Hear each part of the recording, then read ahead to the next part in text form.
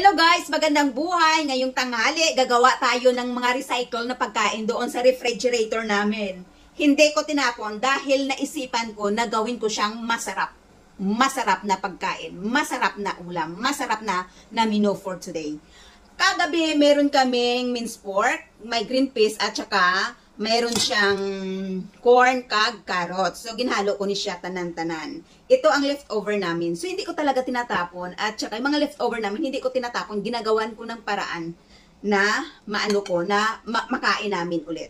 At saka ito, ang pasta na ito, kasi nung Sunday namin ito lunch, dinner, kasi may kami dito, may bisita. Hindi naubos kasi marami. Kunti lang ang dumating. Ngayong tanghali ay gagawin kong masarap na pananghalian. So, mag-start tayo dito.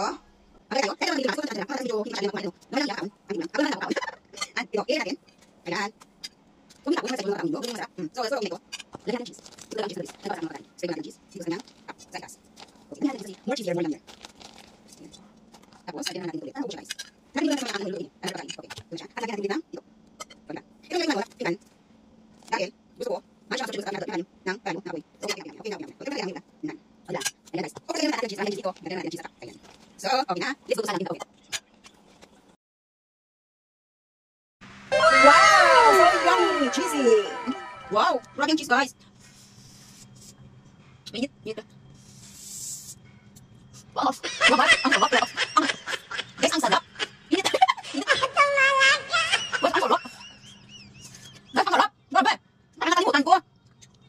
Nakalimutan ko! Ang sarap!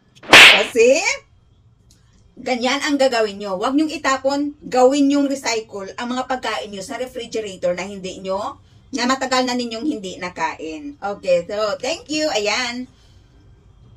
Kakain na kami ni Mama.